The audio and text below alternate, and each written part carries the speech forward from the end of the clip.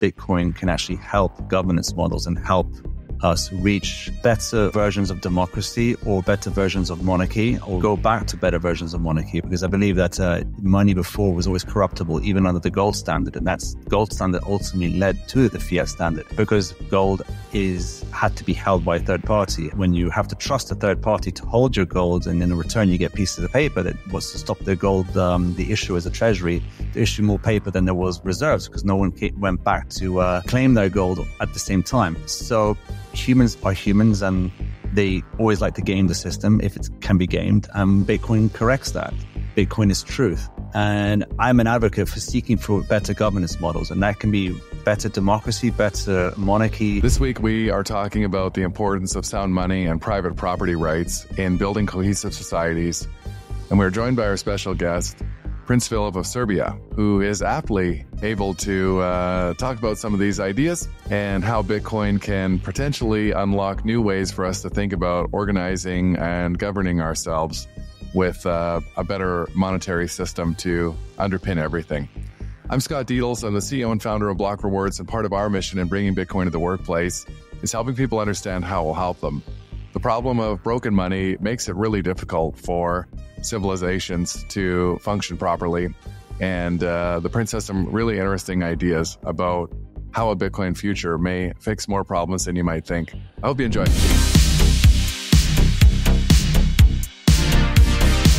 All right, welcome to another episode of the Block Reward podcast. This week we are joined by a very special guest, Prince Philip of Serbia. Welcome to the show. Thanks, Scott. It's great to be here. Yeah, I've been very much looking forward to this one. You're a very unique person in the Bitcoin space, and a lot of different questions to ask you about your Bitcoin journey. Maybe if you could just by starting, share the story of how you came out as a Bitcoiner. Of course. Well, how I got to Bitcoin or how I came out as a Bitcoiner? Yeah, I guess. Maybe how you got to Bitcoin. Yeah, how I got to Bitcoin. I mean, like most people, I heard about it. I said most people, when you first hear about Bitcoin, you dismiss it. And that was back in 2011 or so when I think it was about 2011, when I heard that WikiLeaks was couldn't accept Visa or MasterCard payments, but they were only accepting Bitcoin. And I think that's where I first heard it. And it was talked by a couple of other friends. They were talking about, in 2012, will it go to 100? What is this Bitcoin? And yeah, it didn't really go much further than just talking about it. And that was it. Then completely went out of my radar for a few years until 2017, beginning of 2017. I remember I was actually a bit of a Reddit subscriber, not really much anymore because of its bias. And I saw that the subreddit, Bitcoin, was always popping up on the main page on the main Reddit homepage. And it was always that roller coaster meme with that roller coaster guy always going up. And I was like, that's funny. Then I get a call from one of my best friends, and he's like, "Hey, Philip, have you heard about Bitcoin?" I was like, "Yeah." I was like, "Well, you should get into it." I was like, "Why?" "Well, it's a good bet. It's like an inflation hedge." I was like, "That's interesting." And given I was already into finance and I was working finance at that point for about just over a decade in traditional finance, I thought I kind of understood finance well, but didn't really fully understand it until I was introduced to Bitcoin. I bought Bitcoin 2017 thanks to my friend, but I was distracted by other altcoins, shitcoins. And because that was also an offer on Coinbase, there was other things available. So I was like, asked my friend, what about those guys? And they're like, oh, they're interesting too. I was like, well, should I buy them? Yeah, why not? His understanding of Bitcoin was also not as acute then as it is now. Then fast forward to about 2020. That's when the world went into a crazy period of time with the COVID so-called pandemic, and our jobs, my job was, went online, and I was sitting at home just thinking, what the hell is going on? This is crazy. I saw the stimulus being pumped into the markets. I saw quantitative easing being ramped up big time, and I started questioning the system. I thought, this is really, really, really crazy. What's going on here? And I always was, during the last 4 or 5, that was 2017 to 2020, of those 5 years, always kept on stacking Bitcoin, but maybe not as much as I should have. But I still had Bitcoin, and I realized, okay, maybe I should study more about Bitcoin. So I studied more and realized, oh my God, this is really something special. I joined Bitcoin Twitter. I started reading books like The Bitcoin Standard, like Gigi's 21 Lesson, I think was a book I picked up later on. The Price of Tomorrow. And I started reading articles. And then it just hit me. And I was like, wow, I'm really going to get into this more. And I really realized that it was all about Bitcoin. I sold all my old coins and went straight into Bitcoin. And that was around 2020 and at the beginning of 2021. And then by the end of 2021, I was like, I want to be working in Bitcoin. I was still working for the financial company that was based in London, but I was working in Serbia. I moved in 2020 because my job went online. I thought it was a good time to move to Serbia because I could do my work anywhere. And I told my work, when times go back to normal, which I never did really, but when the offices open up, I will go back to London, maybe spend 50% of my time in London and the other 50% in Serbia. The offices opened. I stayed in Belgrade. I get a call a few months later and they're like, are you going to come back to London anytime? I was like, no, I'm pretty good here. Oh, well, we kind of need you back in London. Okay, I'll work on it. And then a few months went off. After that, I decided that I really wanted to get into Bitcoin, but I didn't know how. And then one thing led to another. My wife and I, when we moved here, we were very active, like on our socials. We were touring the country a lot. We were really trying to raise the profile of the dynasty. And at the same time, that was my understanding of Bitcoin got greater and greater. And I realized that both of them actually go quite hand in hand to some extent. And next thing we know, we're on Serbia's biggest talk show. And that was in the beginning of 2022. And we got to meet the host about a week before a few days before the recording. And we got to know each other and he found out that I was into Bitcoin. And then during the recording of the show, he was asking me about my work. And then I was talking very boringly about my work. And then he interrupted me and said, is now a good time to talk about crypto? And that's what triggered me to say, oh yeah, it's not about crypto, it's all about Bitcoin. And I went on about 3-minute rant or 2-minute rant about Bitcoin. And then that went viral. And the next thing I know, I'm being invited to different podcasts. The first podcast I ever got recorded on a Bitcoin podcast was actually Daniel Prince's Once Bitten podcast. Next thing you know, I was on Safe Things podcast, my head was blown because it was like I was listening to these guys' podcasts before, and like I was like, like a little fan of these guys, reading their books, their tweets and stuff. And next thing I know, I'm on that podcast. And the next thing I know, I'm invited to Miami 2022. Next thing you know, I'm speaking to these guys in real life. And next thing you know, I'm on stage with Samson and Stacey Herbert talking about nation state adoption of Bitcoin. And next thing I know, Samson then offers me a job at Jan3. And I'm like, yes. I didn't really think about it twice. And then by the end of 2022, I transitioned out of my job in London and now became I joined Jan3 full time. Very cool. It's amazing how many Bitcoiners share the same origin story. It's the same for me. I'd been working in traditional finance and had been aware of inflation, all these things you think you understand. And it was really 2020 and the QE infinity, sort of the senselessness of it that really started me questioning, all of these sort of fundamental things that I thought I understood about how money worked and what is the point of money. And sorry, I had to butt in, but yeah, it's crazy. Like a lot of us in TradFi before you're not taught how money works. You're taught and you go into financing, you understand how the current fiat system works, depending on what area of finance that you're in. But the underlying mechanisms of finance, which is money itself, is still a mystery to a lot of traditional finance people. And it would have been a mystery today to me had I not had the COVID craziness of COVID not tickle my curiosity to study more about Bitcoin. I mean, I knew that Bitcoin was always something that would be something great for the future. And I thought I was very much not into it big time to study it so much, but I was really invested in it, but not to the maximalist stage. And it really, once you get it, you can't look back. I think it's sometimes think of it like those hypnotic images from the 90s where you would have to unfocus your eyes and then bring them back into focus, and it would bring a 3-dimensional image out of the magic eye. Yeah, those things. Yeah, that's so true. Yeah, once you've seen it, you know it's there. You kind of see it. Yeah. So you've now come out on sort of national TV in Serbia, and what was the reaction of your broader family beyond your wife, and how did that go? Well, they knew I was in Bitcoin before that, and as because when I got into Bitcoin, you become a bit of like an evangelist, you become very outspoken about it. I was rubbing up against someone the wrong way about that. I was talking about how the current system is about to crash. It's all false. The incentive structure is reversed. We need to go to hard money.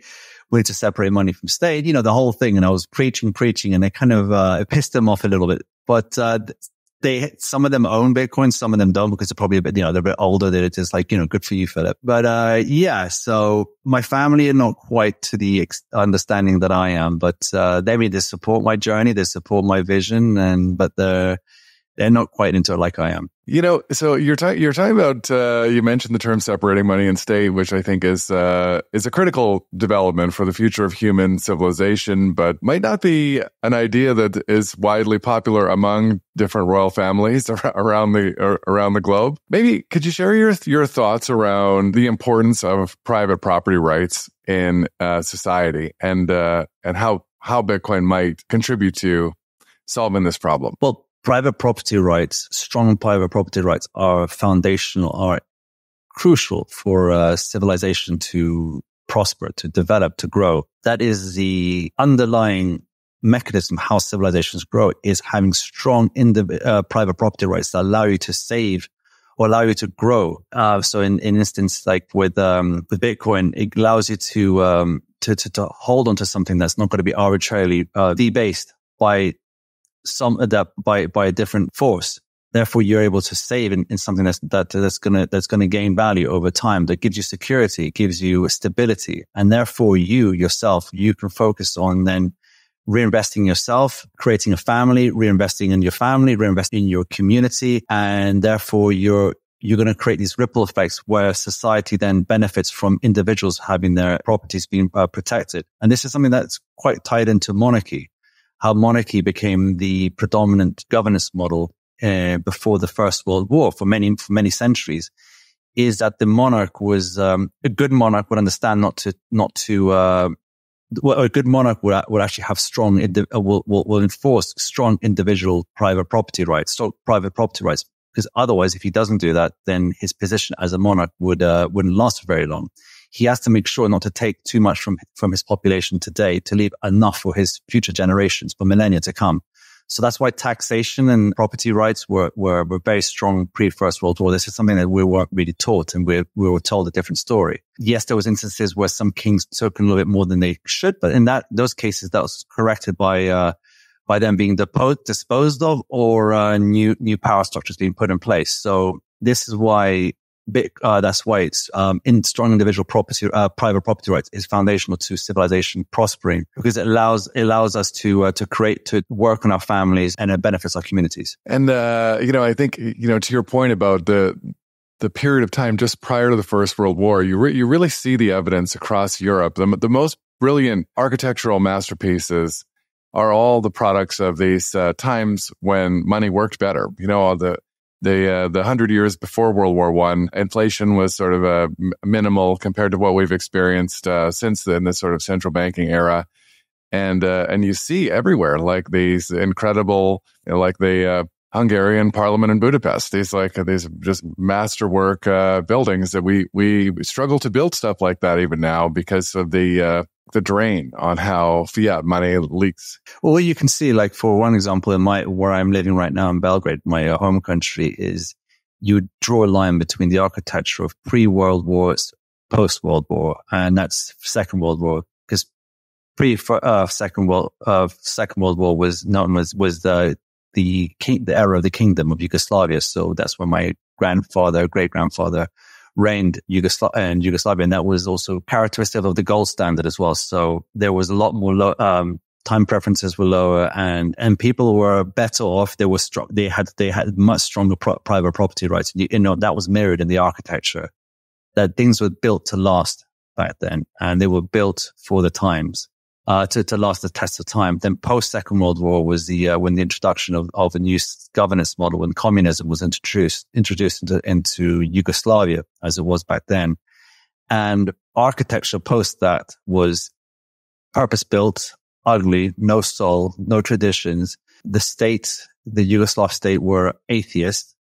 They had no, I guess they had, it was a different focus, and it became much more high time preference, and buildings, you could really see a difference between how the beauty of architecture post World War. Yeah, it's amazing the kind of the ripple effect of the money problem. And architecture is one that's always sort of fascinated me, and it's especially visible in Europe and probably Eastern Europe. I haven't spent nearly as much time on that half of the continent. So it makes me think of, as you were speaking earlier about how a good monarch's role was to sort of respect the property rights and taxation levels. Bitcoin is in a lot of ways providing sort of like this perfect sort of like rulerless form of a step up from that, even because it's incorruptible in that no one ruler can influence it. It's like an evolution of a system that has been. We've even perfected the human part by taking the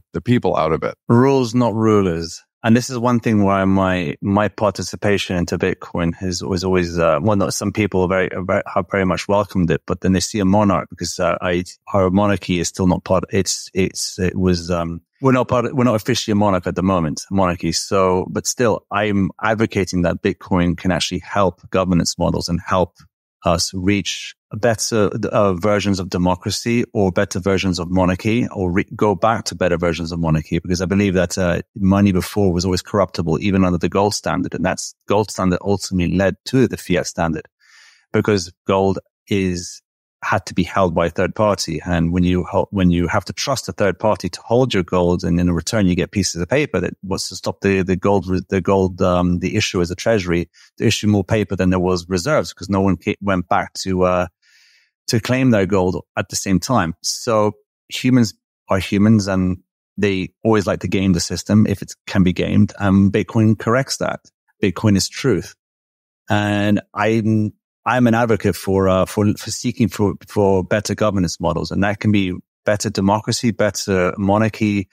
I mean, those two are the only governance models that technically we should be looking towards. But I believe that Bitcoin is going to correct those, because now we've had 16 years of untouched truth, of truth that cannot be censored, altered, and it can be verified to the block, to the transaction. 16 years, and this is growing, and this is actually going to expose people of the system for what it is, because this is the first time that something cannot be changed, going back in time and going into the future. And this is going to be beautiful in terms of helping to correct governance models over the course of time. I believe in fairness and truth, and I mean, at the end of the day, as I said, not rules, not rulers, but my position is that Bitcoin can help rulers govern with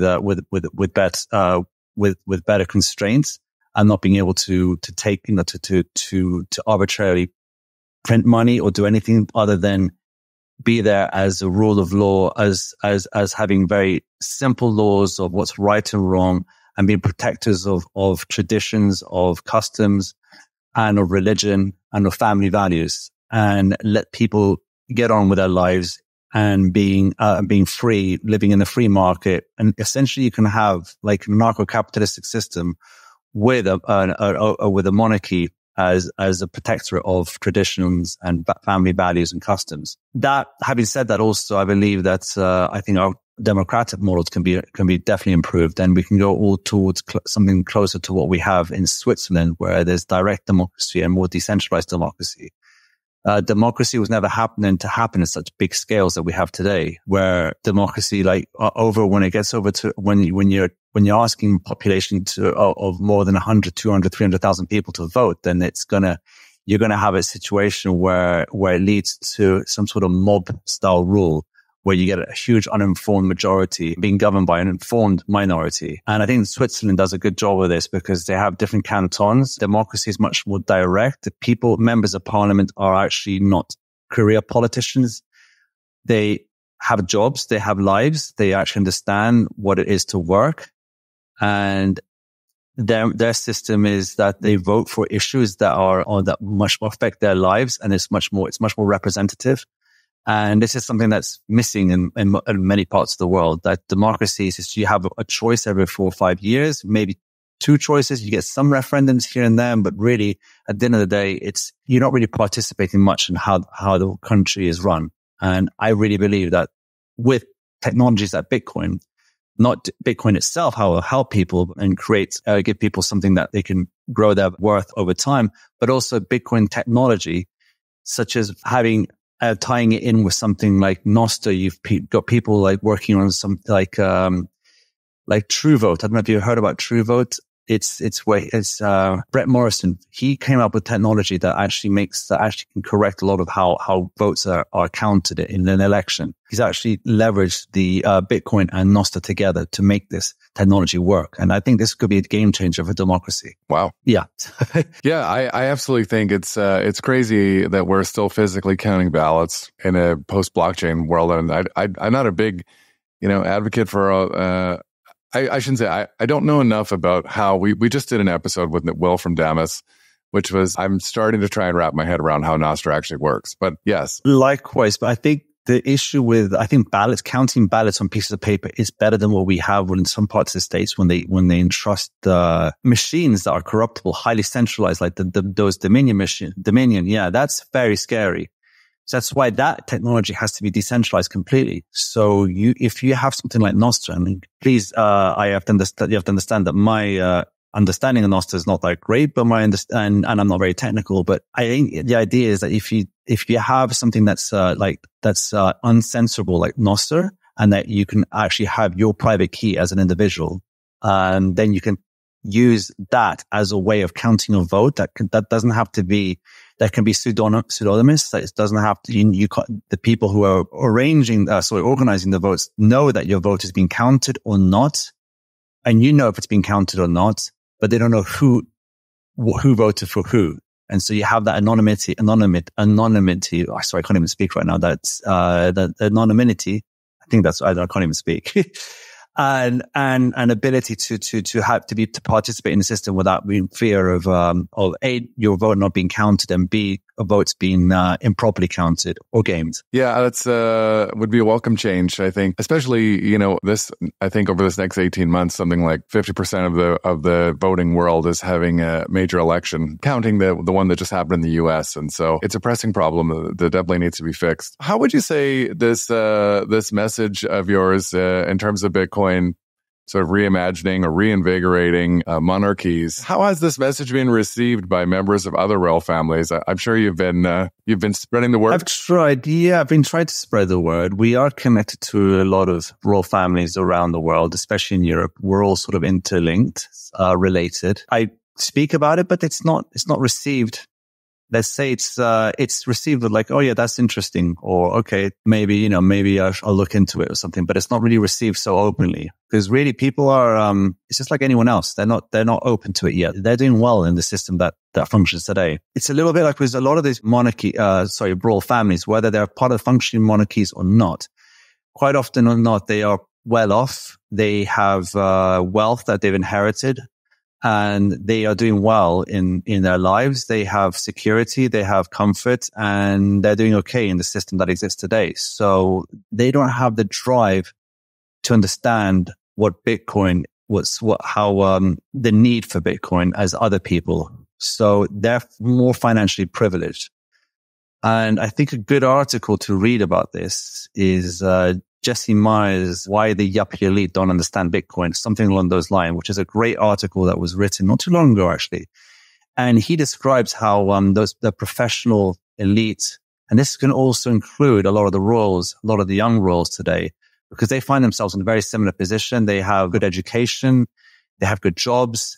A lot of them are working because the governance system is that they're not receiving taxation from the people, so they actually have to go out and get a living. Unless you are a monarch that's reigning, you have to go out in the system and make a living. But they're more likely to be from an elite family. Those elite don't have the need to understand Bitcoin like many other people in society who are financially unprivileged, or countries around the world which are financially challenged with a lot of capital constraints, huge inflation issues, fiat at its worst. So you're in Nigeria's, Lebanon's, Venezuela's, Argentina's improving. And those countries where people actually have the need for Bitcoin, and Bitcoin is actually saving them right now, this second.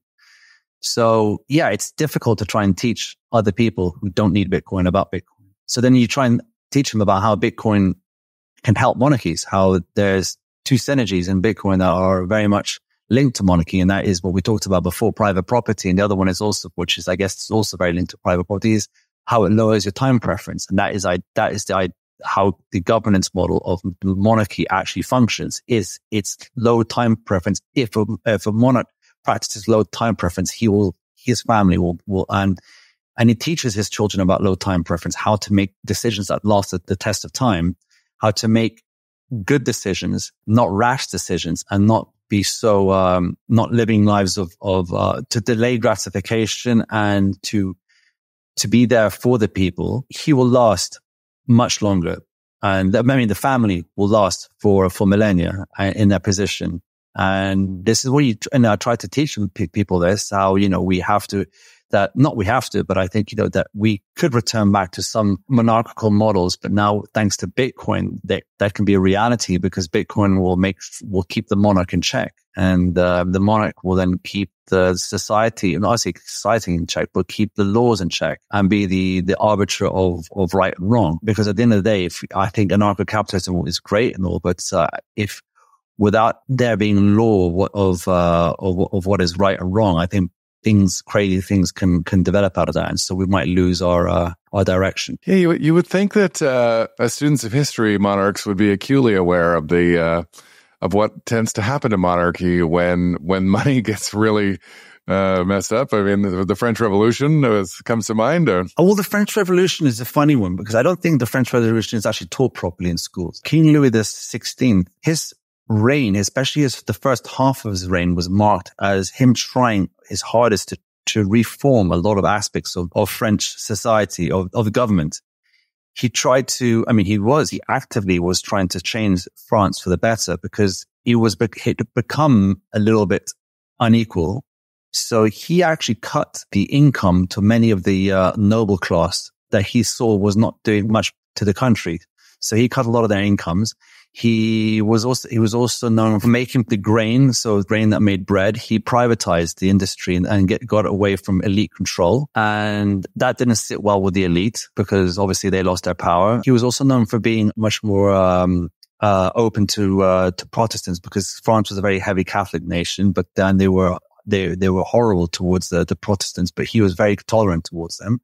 So it was actually not a bad king. He actually tried his hardest, but because of the whole grain issue and the privatization of it, and not privatization, opening the markets and not being subject to elite control, he had the unlucky situation where then it was followed by years of drought or bad harvest, which meant that that grain production was down and the price of bread skyrocketed, and that then added fuel to the anti-monarchy sentiment that was already growing, and that then led to the takedown of the monarchy, really. But who fueled that propaganda against the monarchy is always the question, because that was when the first sort of flavors of communism came about, and that was the hard left Jacobins, were the political party that drove a lot of this anti-monarchy sentiment, were the ones who were pushing for these communist ideology. They were going with the slogan "Liberté, Fraternité, Liberté," and Égalité, yes,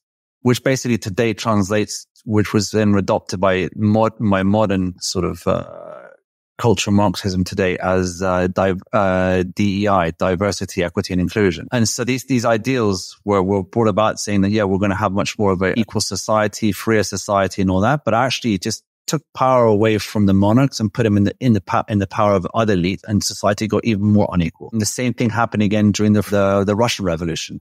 Again, French Revolution, Russian Revolution, again, both marked by the move away from monarchy to communism. And both of them hacking the word revolution to their favor, saying that revolutions are now a communist thing. So I hate to use the word revolution. That's why I think Renaissance is better when we talk about Bitcoin, and Bitcoin's a renaissance to an improvement of civilization, to development of civilization. But yes, so I think going back to what you were saying before, is I think monarchy is misunderstood for many reasons, because monarchy actually gives societies, nations, more protection from outside influence. And this was taken away after the First World War, when you saw the takedown of many monarchies, or monarchies were softened or by their new structures, which were like parliamentary monarchies. So they became attached to democracies. This allowed outside influence to control them much easier. Whereas if you had an absolute monarchy, their whole incentive is to protect their people from outside influence. Otherwise, they won't have a position later in the future. So I'm not saying the monarchy is perfect. It's far from it, but it's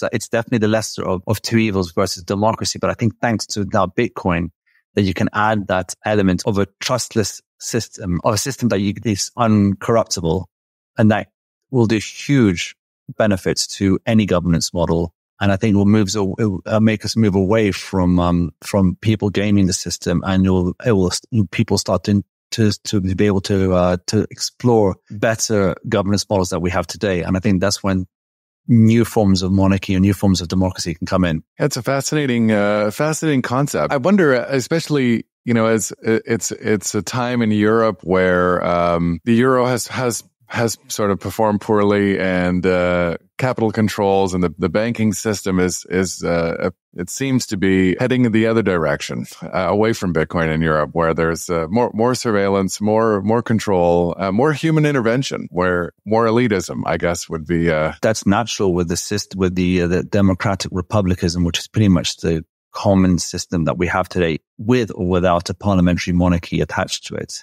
They all have more or less a similar system. Some have better electoral processes than others, like the UK's first past the post is very dated, whereas Germany's, I forget the name of the system, but there's much better representation. There's the popular vote actually counts there, as opposed to the UK, where if you just dig into it, the statistics shows that it's going to maintain the two-party system. Anyway, going back to this is that, with these 4-year, 5-year cycles, add the money printer to that, and the ability for the current incumbent or president or prime minister to promise, or to try and even the competing one candidate to promise the populace benefits, free lunch or whatever, thanks to the power of managing the money printer, then everything becomes very high time preference. And you end up having, these highly centralized systems end up just corrupting themselves, and you end up having a scenario which we're seeing being played out today all over Europe. You just have to look to places like Romania, where now the so-called far right, but they're not far right, party run by Georgescu, his policies are very right center to right, but of course now he's been labeled far right. They had a first round of elections recently, and he won outright for the next round, but they cancelled those results. And now there's so Romania's having a democratic crisis.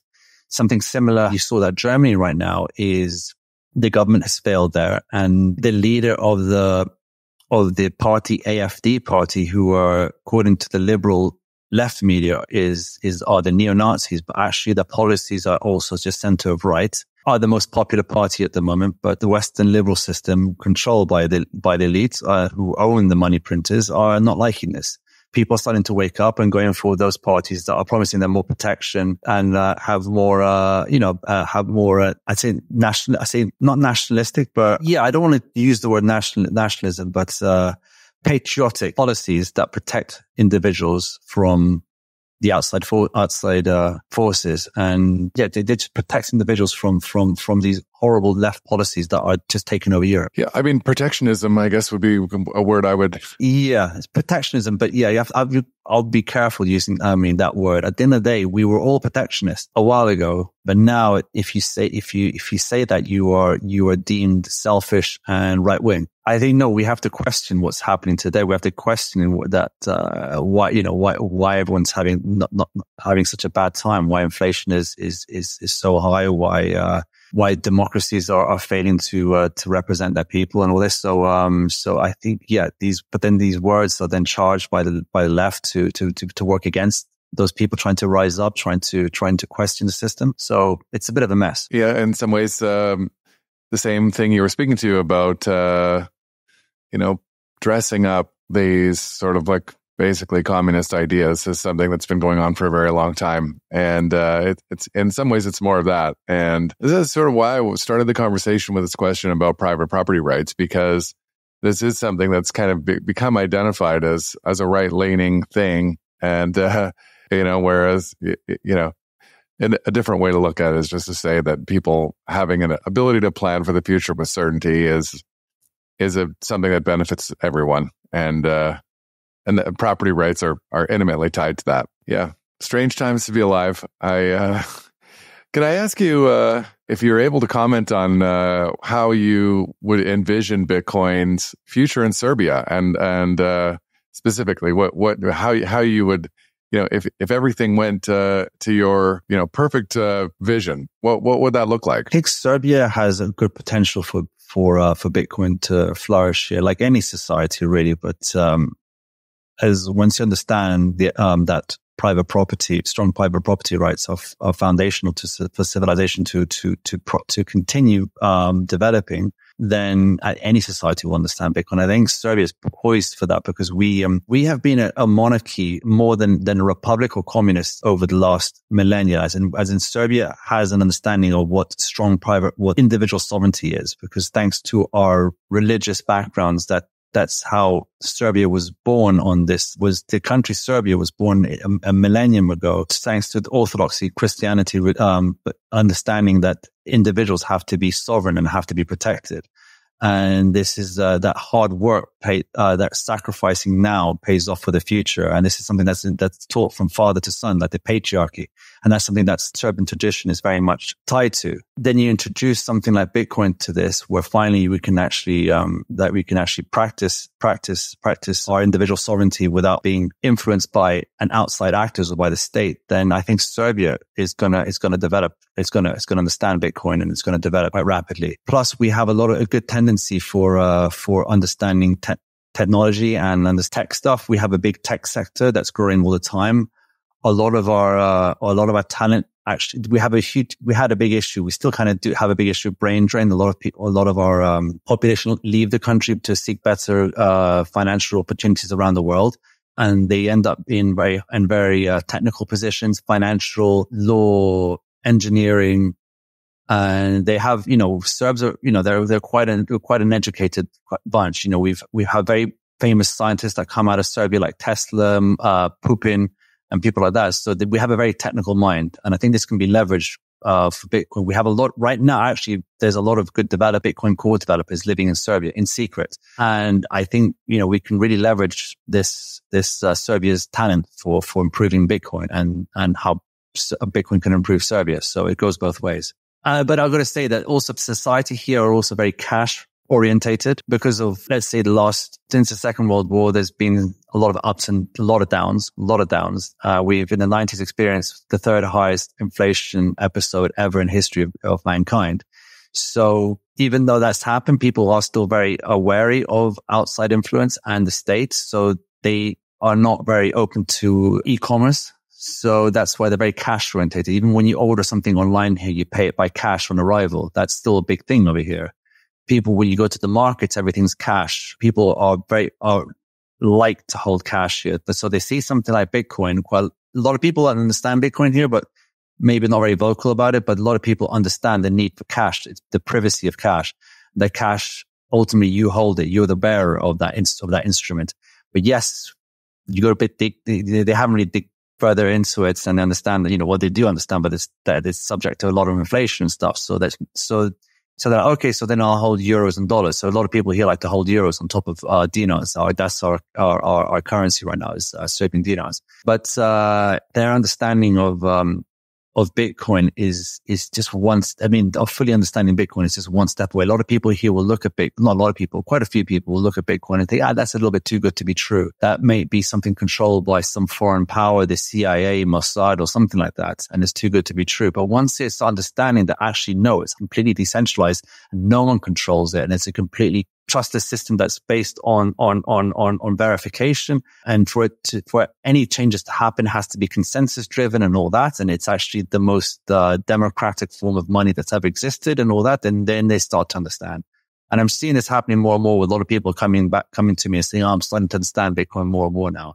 But when I first came out about it 2.5 years ago, there was some, there was a lot of bad sentiment against that. And then, they thought the prince went crazy and stuff. Now he's a Bitcoiner. He's the Bitcoin prince and stuff. And I still do to some extent have some negativity towards that. But now I think thanks to recent developments in America, like Trump being elected and him using Bitcoin to some extent on his platform and speaking openly about it and talking about Bitcoin strategic reserves and also talking about the right to self-custody and just being very positive towards Bitcoin. And plus, Serbs are much more open to Trump than they were of Biden administration. We have many more Trump supporters here than Biden or Harris supporters. So that's actually done a lot of good for understanding Bitcoin. That people are, oh, okay, maybe there is something to it. So thanks to Trump, credibility of Bitcoin has gone up. So yeah, I think we're at the start of something big. Hopefully in Serbia, that's more people will get into it. And we will start to see it benefiting Serbia overall. Yeah, I think that if you had to bet on the track record of sound money over time, you're going to end up on the right side of history more often than not. I think it's great that I don't want to show too much hope in what Trump is going to achieve, but what he's talking about and what he's promising and the whole talk about strategic Bitcoin reserves, I think is very encouraging. And I think that, our goal at Jan 3 is to try and encourage nation states, try and encourage politicians, presidents to adopt Bitcoin, not because Bitcoin needs them. Really, it doesn't need politicians, but that politicians will need Bitcoin. And thanks to Trump, you're going to start to see more politicians using Bitcoin on their platforms to get elected. Because I think this is why Trump did a 180 on Bitcoin. Thanks to his to his sons, Eric and what's the tall one called? Eric's the tall one, I think. No, they're both tall. What's the youngest one called? Barron. Yeah, Barron. Yeah, they're both. I mean, I don't know if they're maximalists, but they get Bitcoin. They understand Bitcoin, and they advised Trump to do a lot of podcasts as well, because obviously Trump's main rhetoric was fake news and he had to also figure out how to get his voice out. And I think he was advised to go which podcast to go on. So that's why he went on Rogue and things like that. And that was thanks to his children, I believe. And I think thanks to his children, he understands Bitcoin or crypto in general, but, he's not really talking about other cryptos so much, but he's talking about Bitcoin. But thanks to that, I think the reason for that he's going for it is because there's a big chunk of the population in America actually holds crypto, Bitcoin. I think about 18 million. You're from America, you probably know this, but yeah, I think about 18 million Americans hold Bitcoin or some other crypto. So that's a huge voter base. Yeah, actually, I don't actually know the number. I'm from Canada. Oh, right. Sorry. No, that's okay. Trump's trying to make Canada part of America. Yeah, anyway, sorry about that. You did say by the time this show airs, it might actually be. I'm so sorry about that. You said you were calling him from Western Canada. I'm so sorry. No, it's no problem. I do wonder. I've seen this kind of like during 2020 suggested that it was 1 in 7 people in America and Canada owning some Bitcoin or crypto. And what's never added up for me is if I just, in my daily life, I definitely don't meet 1 in 7 people that does own some. So, but yeah, 18 million, that number seems pretty reasonable. I think it's just in general, the political conversation, and it started with this, really Robert Kennedy's speech at the Bitcoin conference in Nashville in the summer. To have people really understanding it on a very big stage, talking about it, confers a level of legitimacy that is, I think, signaling a new era for Bitcoin. It's fantastic. I was just now at Bitcoin MENA conference in Abu Dhabi, and Eric Trump was speaking there. And I got to say, his keynote was fantastic. Yeah, I watched it. It was excellent. It was excellent. I mean, there was some things I would do differently, but otherwise, from the son of a president, someone that who's directly linked to the president, president-elect, but he'll be in less than a month. He'll be sitting president. That's fantastic. That's great news for us. So as I say, I don't want to put too much hope into this, but you got to start feeling very confident about Bitcoin accelerating its progress more thanks to recent results. Yeah, 2025 is Bitcoin's always going to do well, Bitcoin over the long run, but in the shorter run, I think now we really had a real boost. Some afterburners really are pushing us in the right direction. So Obviously, I don't want things to develop too quickly because that can also let end to bigger crashes further down the line. But I think this was much needed after a very muted third bull run of the 2020-2021 market, which was dampened by things like, well, later on, but which we found out later on, like the SBF, Celsius, and all the whole paper Bitcoin crap. And it basically was that market had its legitimacy issues and stuff. And because of that, I think it was definitely muted. So I think now we are much stronger in the foundations. We have sitting presidents talking about it. We have countries that have adopted it, and we have more countries that are mining it, and we have less chance of people gaming the whole paper thing, even though that's still going to be an issue here and there, especially with not knowing exactly how the ETFs are actually running their models. But still, it's much more legitimate now, and we have much more of a more solid foundation. So I think the multiple high, from our low, is going to be much greater than it was last. I personally think it's going to be much greater than the last bull run. So it's going to be good for us. I agree. 2025 should be a very exciting year. It will be, yeah. This has been a ton of fun, and I so appreciate you coming on the show to share some of your ideas and insights. If for anyone who's listening and wants to follow you, we can share your Twitter handle. Is there anywhere else we could forward them to? Twitter and Jan3. Okay. Thank you. And there's Instagram, but mainly Twitter's better. Very good. All right. And if you're listening and you made it all the way to the end of the episode, I want to thank you as well for tuning in, and we hope to see you again next week. Thanks, Scott. Thanks for listening to this episode of The Block Reward. We're trying to do something different here, creating accessible conversations meant for people who aren't obsessed with Bitcoin. If you found this episode informative and engaging, hit that subscribe button to make sure you stay updated with future episodes. Your feedback matters. We'd greatly appreciate it if you could take a moment to share your reviews and help us with our goal of creating Bitcoin content that is simple and easy to understand. Bitcoin has an important role to play in the future of finance. It will change the way we save, spend, and invest. Discover why Bitcoin offers a game-changing opportunity for forward-thinking employers by visiting blockrewards.ca. BlockRewards' mission is helping Canadian employers implement strategies for integrating Bitcoin into compensation and benefits, supercharge your recruitment and retention strategies, and help your team members plan for the rising cost of living by rewarding their work with the hardest money ever invented. Special thanks to our top sponsor, Paramount Employee Benefits Consulting, Canada's only Bitcoin forward benefits and pension advisory. For more information, find them at paramountbenefits.ca. Big shout out to Podigy, our production team that makes all this possible, and BMX Escape for producing our music. Bitcoin is an expansive and dense topic many people walk away from early. To Bitcoin enthusiasts looking for that podcast they can share with friends, family, and colleagues, one they'll actually listen to, we hope that is us. The content of these conversations is meant to be provided for information purposes only. Nothing here is investment advice. Bitcoin is a big topic. Be sure to do your own research before making any personal financial decisions. Thanks for listening.